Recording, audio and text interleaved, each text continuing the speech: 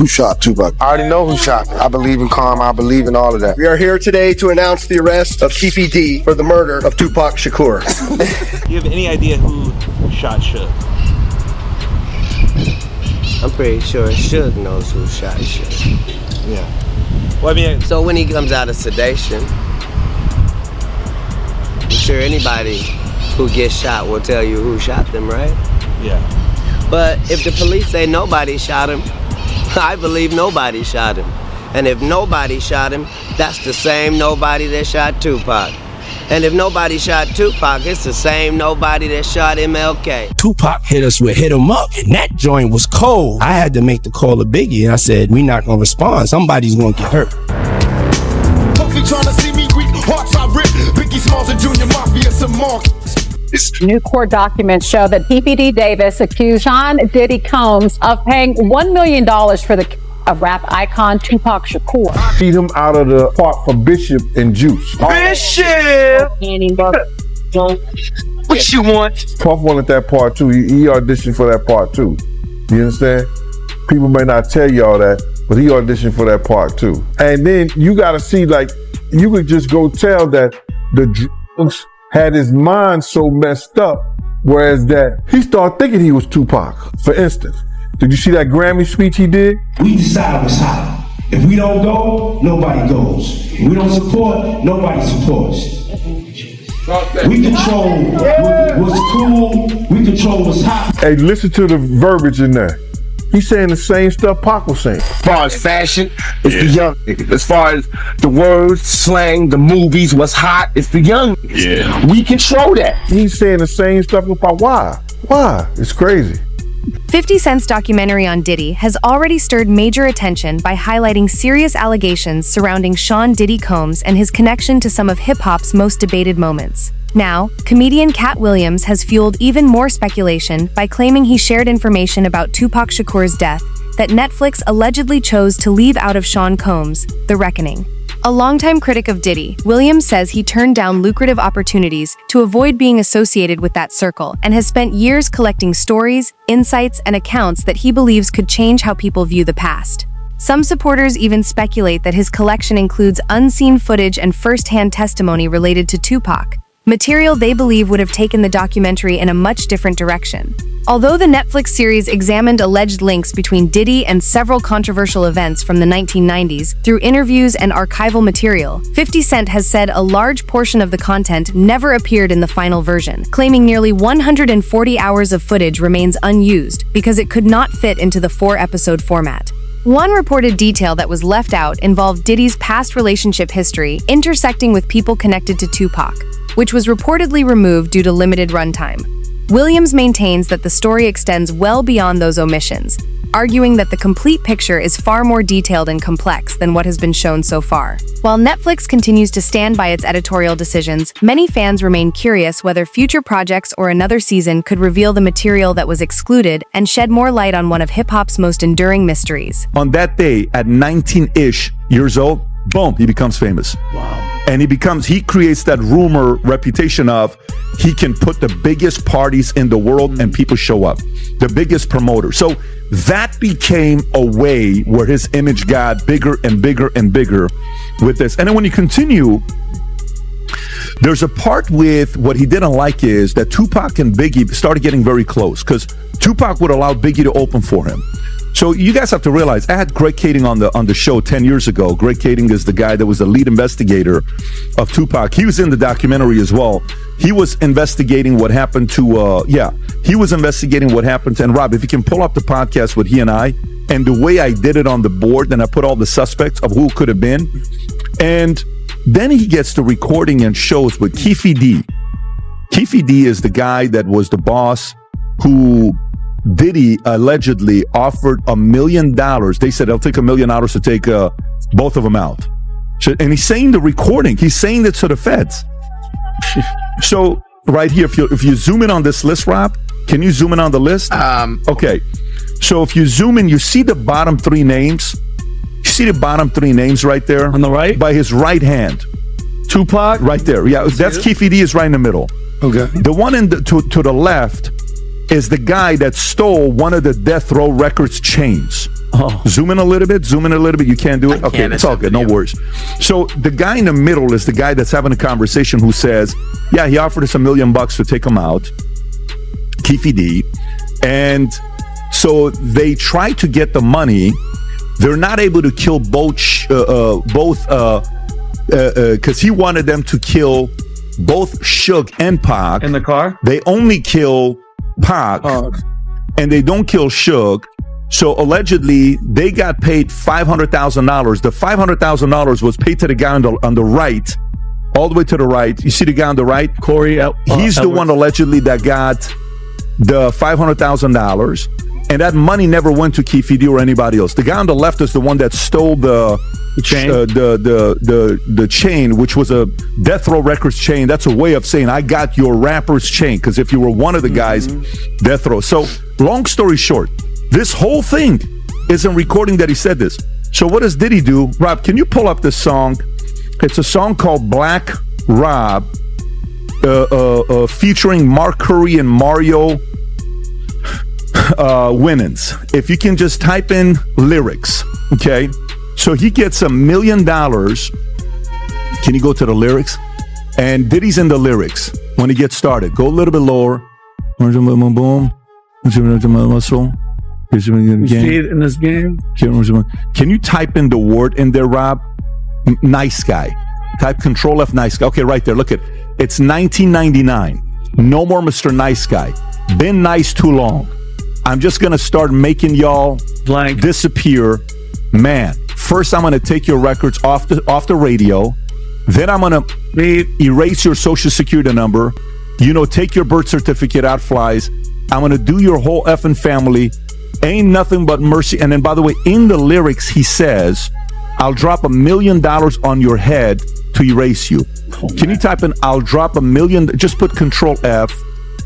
Just go to Google and type this out. I'll drop $1 million on your head. I'll drop $1 million on your head, and just put Diddy next to it. Right there. See, it says Black Rob. What song came up? Phrase. I'll drop $1 million on your head. Erase you and your whole family, biatch. Wow. He's saying it in the song on what he did to get rid of Tupac. What an idiot. He's saying this like that is the level of criminality and arrogance. I'm going to get away with it, right? One day I'm at an NBA game. This was 2 years ago, right before he got arrested. I had done like 3 videos on Diddy. He's at a game with one of his girls. He sees me, I see him. Listen, if there's a guy in the hip-hop world I cannot stand, is this guy. I'm looking at him, he's looking at me. And then we're locked in. Vinny, when I tell you we're locked in eye to eye, 2 minutes.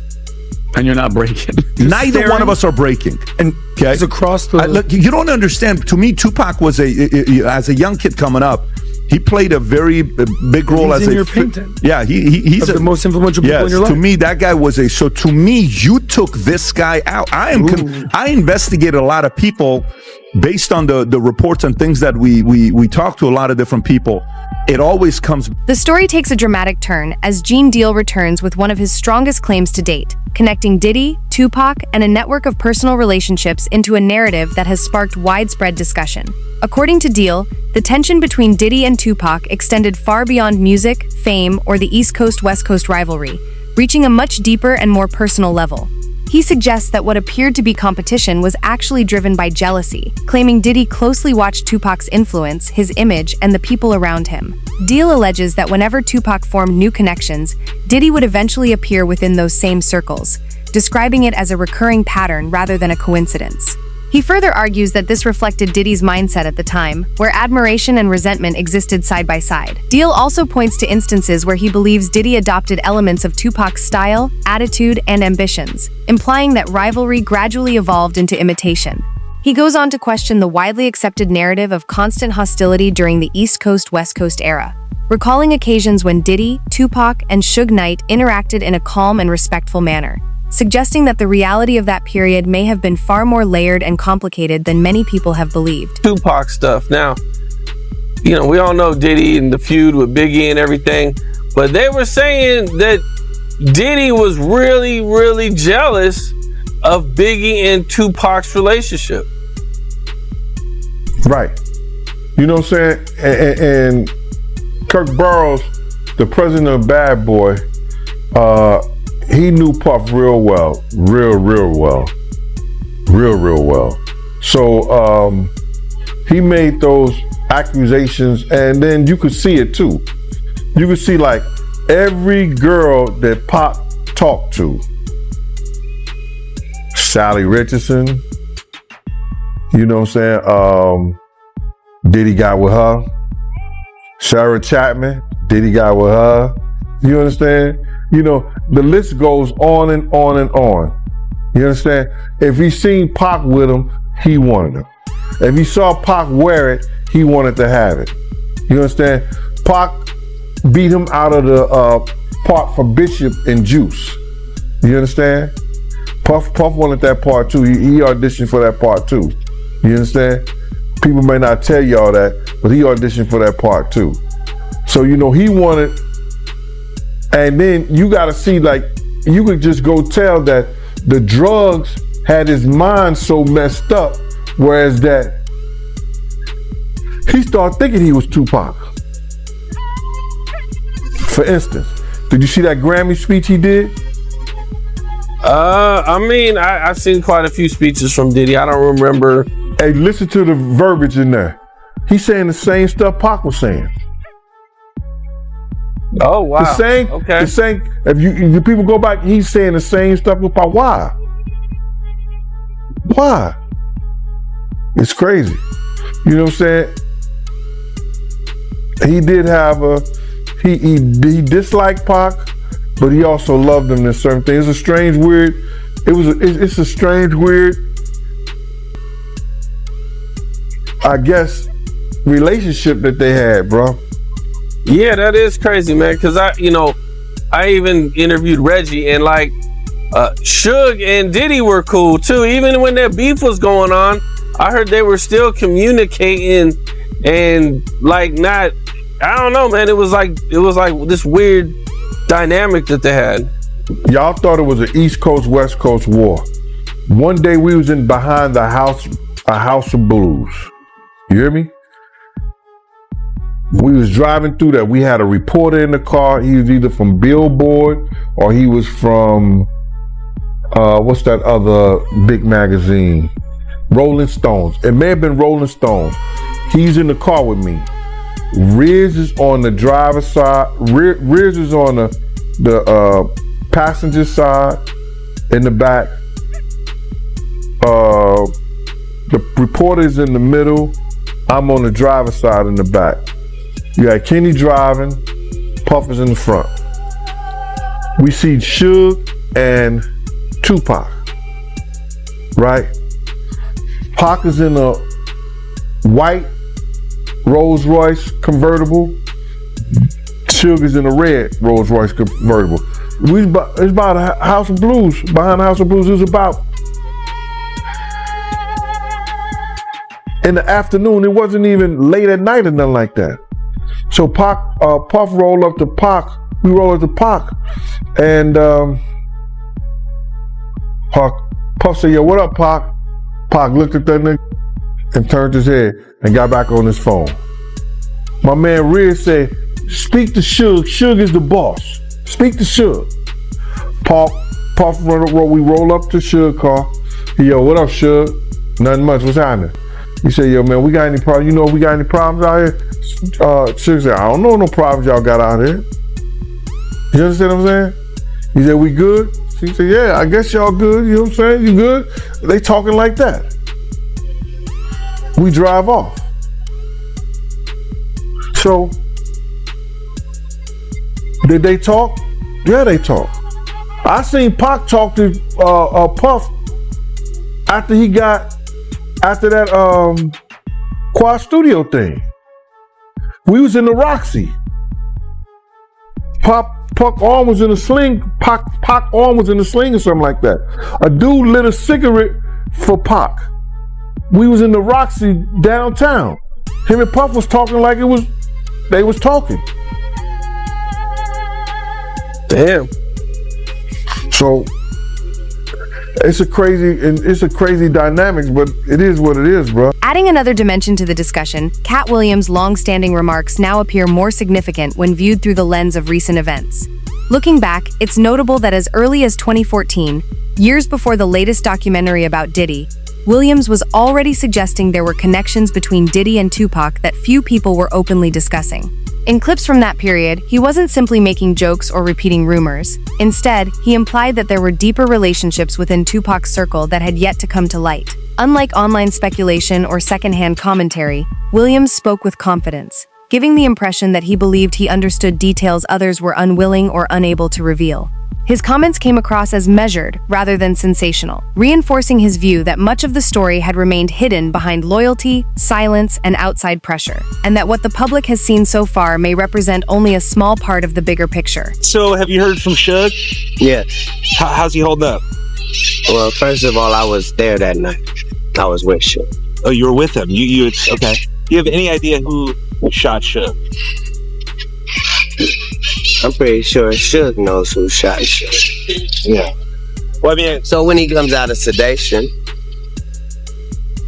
it'd be a nobody situation. I'm making no predictions whatsoever. I'm saying the police said they arrested the shooters, then said they didn't arrest the shooters. But I was there, so I know that 20 minutes after people were laying down on the ground shot, no police had entered the club yet.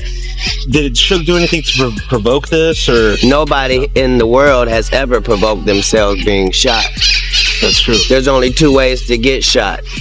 Either you believe you're somewhere where a person can't have a gun, therefore making you safe, like an airport or a club that restricts entrance, and a situation where the person already has the gun out and you're standing in front of somebody. Now, if you're an idiot, you can believe this was about Suge Knight, but Suge Knight has been accessible every day of his life for 20 years. We know who it was aimed at. We know whose life he saved, and we know why they won't talk about it. But now the rumor mill would tell you, yeah, see, the same thing Suge was doing to Katt, he was trying to do to Chris. They're forgetting something. Suge has never managed me. What about the reports that this was gang related? These were two gang members that thought they did it in spite of Tupac. If it was gang related, then why didn't it happen thoroughly? You see, there's parts of this story that just don't seem to make sense. Right. You're saying it was gang related, so that means somebody's gang was shooting at somebody's gang, and then somebody's gang didn't shoot back. That's your story? That's not really how gang stuff works. For years, one of Katt Williams' most talked about remarks continued to spark discussion when he claimed that no one would ever be held accountable, a statement many initially viewed as a general criticism of silence and the industry. More recently, however, Williams suggested he was referring specifically to Diddy, a claim that has renewed debate around his earlier comments. The conversation becomes even more compelling when compared with Tupac Shakur's remarks in a resurfaced 1995 interview, where he implied, without directly accusing anyone, that he believed Diddy may have had knowledge related to the 1994 Quad Studios incident, adding that there were reasons he chose not to reveal everything publicly. Tupac also spoke about feeling isolated after the attack, describing how people around him became distant, a point that many see as echoing Williams' broader observations about silence within the industry. The story then returns to the mid-1990s, when tensions between the East Coast and West Coast hip-hop scenes reached their peak, placing Diddy, the Notorious B.I.G., and Death Row Records founder Suge Knight at the center of an increasingly bitter rivalry fueled by public exchanges, industry competition, and growing distrust. Following the Quad Studios shooting, Tupac became convinced that certain individuals knew more than they admitted, a belief that deepened divisions within hip-hop, particularly after later music releases and public appearances were interpreted as provocative. His move to Death Row Records, a series of diss tracks, and his rising influence further intensified the conflict, while some insiders later claimed that fear and uncertainty were growing behind the scenes. In the years that followed, statements from people connected to the events surrounding Tupac's death in Las Vegas introduced additional allegations involving motives tied to rivalry and fear, although investigators ultimately said there was insufficient evidence to bring charges against Diddy. Despite decades of speculation, interviews, and competing accounts, no legal action resulted, leaving the case as one of hip-hop's most discussed and unresolved controversies, and paving the way for figures such as Suge Knight to continue sharing their perspectives on a conflict that remains widely debated. In time, Katt is who he is, and if you really want to understand Katt, He on tour right now. Go buy one tickets per roll. You gonna hear it all. He gonna tell the truth. That's the best way to find out about trap. Even from there, you're selling tickets. You can't, no matter where you're selling. No, the only reason I asked this question is because when he did this interview with Shannon Sharpe, and I know you played in the NFL before. When he did this interview with Shannon Sharpe, everywhere everybody was talking, but also people were quiet. I want to play one of the clips, Rob. If you can play the clip of what Katt said to Shannon Sharpe about Diddy. I just want you to hear this since you haven't heard the whole thing. This is just a snippet of what Katt said about Diddy. Go for it. Now, when this came out, he went after, Diddy. He went after TDG. He went after a lot of people in the space. Had you, Katt and Diddy, did you guys ever party together? Three of you guys? I know you and Diddy spent some time together, but did you, Katt, and Diddy ever spend time together? I'm not gonna say I never had a threesome. I damn sure ain't had no threesome with no men. So you talking about have me and no, that's not what I'm asking. Threesome hung out together. What you trying to do? I mean, have you said, not me? Well, listen, that is becoming every day something new pops up where it's no longer a surprise nowadays. And your telephone number monitored and recorded. But I guess the question I'm asking is, did you, Katt, and did you, Diddy, and Katt ever hang out where? And the reason why I'm asking this, where you actually personally witnessed some of the accusations that Diddy is having, saying the fact that he had cameras in the room. This okay. But listen, thing I'm gonna tell you, we from two different worlds. Number one, him and I. Number two, I'm the guy that didn't want to invite to those parties, and I'm glad of it. I've never been happy to be left out of my life, but at the same time, I'm not the guy who's in for Puffy's downfall. But I am the guy who supports the victims who got victimized, right? But at the same time, whatever the situation is, everybody knows it's wrong. And I don't think he can get punished as hard as a regular person because, he used to be an FBI informant for a long time, they say. So I'm quite sure that play a role. You're saying... Asking the question, me, Katt, and Puffy, we had no reason to be hanging out. Me and Puffy. So that's that. Got it. So you're saying Diddy's an FBI informant, and he's been one for many years. That's what they say. Nothing ever happens, but it's still, like I say, it ain't my business. Well, I said that because anybody else got for the quick, fast, in a hurry. But the most important thing about this is that with me, you got some people will have an opinion on something that either they weren't a part of or they wasn't there. And I never want to be that type of person because it's only so many people who was around, who had Tupac or seen Tupac or talked to Tupac. And I feel that way because I often hear so many Tupac stories from people who never met him, people who wasn't around. Then you had the ones that if they worked at McDonald's and they took Tupac orders, that don't mean they know Tupac. Or you doing security or wherever, that don't mean you know the man. All these people been benefiting and capitalizing on trying to put the man down or lie on him or tell some stories that they wasn't there or they know anything about. Because I don't think none of these people psychic. And I'm not. You know what happened to the last psychic bitch? She ended up, whoever her name was, the fake roster boys. You know what happened to her when it all went bad. So I don't like to speculate. So I just tell. Despite years of speculation, resurfaced interviews, and continued public attention surrounding Tupac Shakur's death, Gene Deal maintains that there is no legal basis for holding Sean Diddy Combs responsible without solid physical evidence. Speaking about Keith D's upcoming trial, Deal argues that speculation alone, regardless of how widespread it becomes, cannot support a case of this scale, emphasizing that courts rely on verified evidence rather than theories or assumptions. He explains that the defense is expected to focus on allegations that Diddy played a role in plans involving Tupac and Suge Knight, but insists those claims cannot stand without credible proof. According to Deal, a murder case requires strong documentation, a traceable financial trail, or reliable eyewitness testimony capable of withstanding legal scrutiny, and he believes none of those elements currently exist. He also points to the lack of any confirmed financial connection between Diddy and Keith D, as well as the absence of witnesses who can directly testify to such alleged plans. Deal further questions Keith D's credibility, noting that his account has changed over the years, creating inconsistencies that defense attorneys are likely to challenge. His overall position remains firm. Public belief and ongoing suspicion may keep the debate alive, but without clear and convincing evidence, they are unlikely to hold up in a courtroom. With a murder trial, you can't only use circumstantial evidence. You have to have some kind of physical evidence. There's no physical evidence that Keith D killed or had something to do with Pac's death. There's circumstantial evidence. There's people that could probably testify or what somebody told them or heard. So now, Keith D, lawyers and them did a great job when they did trial by judge. Because the judge is looking for physical evidence. What ties Keith D to Puff? What ties Keith D to the murder of Tupac? And how could they prove that either one of them has something to do with it?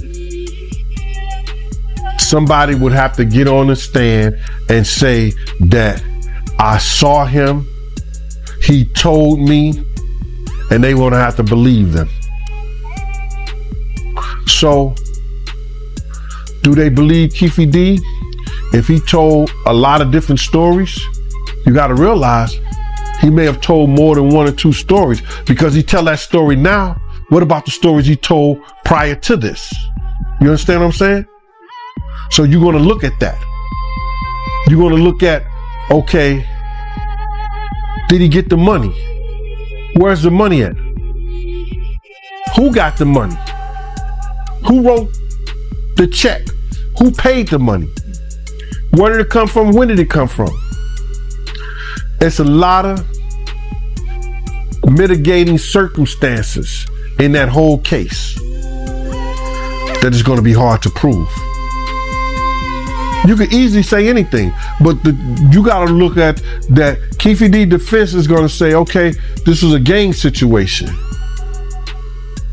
Then you hear, Suge telling Pac on one of the things that he told Pac, yo, listen to me, bruh, you done got involved into some gang stuff now, and things might be different. You understand? Because gangs might be involved now. Yo, bro, let me tell you, back in the day, I was there. Let me just say, and what I mean I was there is that, don't you know that a lot of people was coming up dead? There was so many shootings out of LA about crazy. There's a lot of people that came up dead behind that. The Bloods was laying people down, but behind Pac getting shot. It was a big, it sparked a big gang war out there. So, if they want to pull Diddy into that, they got to mitigate circumstantial evidence. Anybody could be a witness for you, but what can they prove? Somebody's going to have to say, I heard this conversation. This was a handshake or a nod or something went down, and it's going to be hard to prove. It's going to be hard to prove. Unless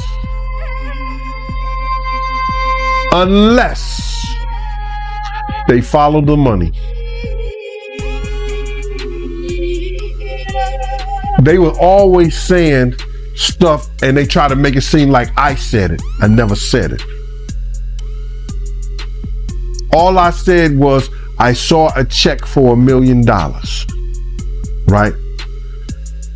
Eric Von Zip had a check for $1 million, and he said he got it from Al Heyman.